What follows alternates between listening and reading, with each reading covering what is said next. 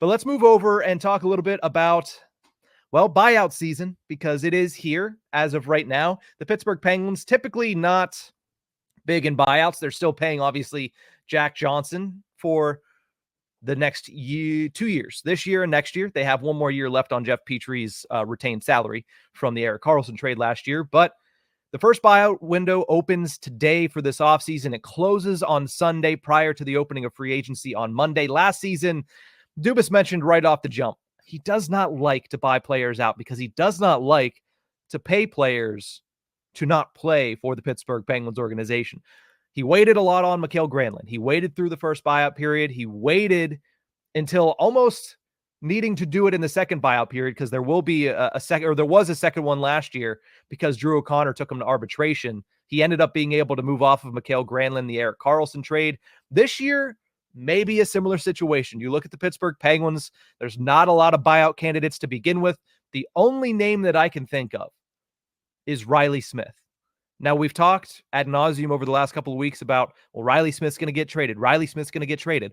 But it hasn't happened as of yet. It didn't happen before the trade deadline because there was nobody willing to take on that contract.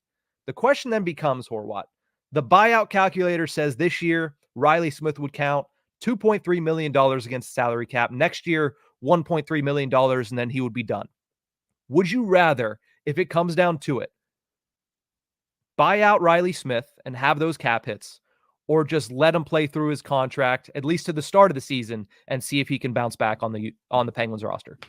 I'm very much in the same boat as Kyle Dubas, and I'd much rather pay the guy to play for the team and not buy him out to pay someone who's not there. I get Reilly Smith had a pretty poor season. If you do a buyout, you want it to be a decent number.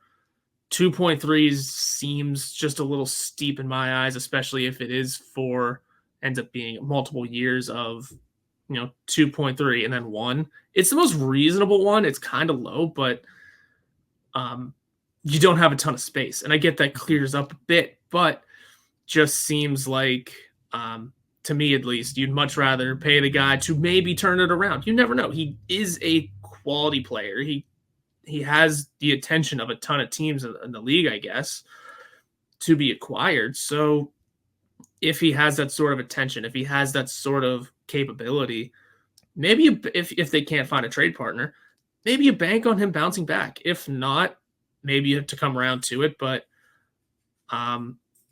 it's, to me at least, it would just be not the wisest move to suck up cap space that you're not going to use, especially if you already have, buyout, Jack Johnson's buyout for another 2 years, and you're still retaining on Jeff Petry for this year as well. Don't forget that one. So all of a sudden, let's round up and say $1 million on Jack Johnson for 2 years, 1.5 on Petry for this upcoming season, and then 2.3 for Reilly Smith. That's a lot of money tied up into players you're not using.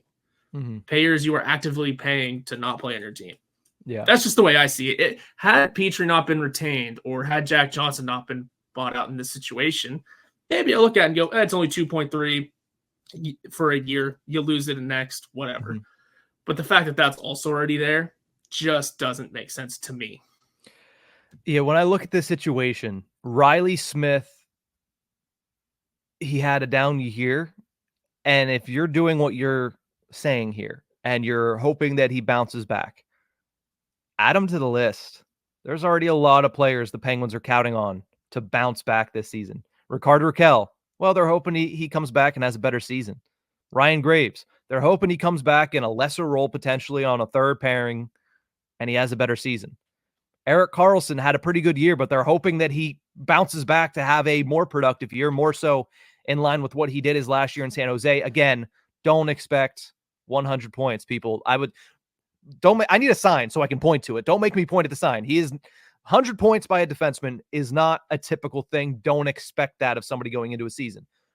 But the point is, they're trying to hope for all of these players to bounce back. Adding Reilly Smith to that list doesn't sit well with me. Now, again, obviously, the market for him is not phenomenal. Otherwise, he would have already been moved. But if they get the opportunity, meaning if P.O. Joseph heads to arbitration and brings back what you had last year with Drew O'Connor, and he gives you the entire summer to find a trade, if that happens and you still can't find a trade after free agency is done, after the dust is settled on most of the NHL offseason, then I think you seriously consider buying him out, because $2.7 million in free space is much better than $5 million on a player that might not bounce back and might be an anchor on your team. And that's totally fair too. I get it. The longer I've looked at it, I can understand it. Again, I just look at the additions of Petrie and Johnson. Just wrong time for the Penguins to buy someone out now, because essentially that adds up to about $4 million if you take the actual money. And what did we just go over? What did we just talk about? 10 free agent possibilities that, man, you could use that extra $4 million. I mean, I get it's locked up in 5. Maybe it clears out space, but let's say there weren't other names already being paid to not play in Pittsburgh. Well, then it's looking a little different. Then you have that extra money to sign, to really go into that bidding war with Jake DeBrusk, to really go in that bidding war for Teravainen or Max Domi or Tyler Bertuzzi, whoever. It's a tough one. This is why I don't ever want to be a general manager. This is why you have to envy those guys, those front office employees that are doing this math, that are taking in the pros and the cons of all of this, and are thinking about it a lot longer than I have, which is at 9:05 a.m. on a Thursday. So it's a tough one to lock down fully. I just think I usually ride in the same boat in Dubas when it comes to buyouts. Yeah, that's fair. And I understand that this is all coming from a place where Kyle Dubas does not like to do it. So the odds are stacked against me being the guy that wants to do it. But even that $2.7 million, you know what that pays for? If you want to bring it back to our top 10 free agents, pays for Anthony Beauvillier and half of Max Domi without even touching that $11 million that's open. So again, there are pros and cons to it, but I just think that if it comes down to whether or not you're going to let Reilly Smith try to play this out and bounce back in year 2, or you're going to cut bait and try to open up some space, I cut bait and open up some space.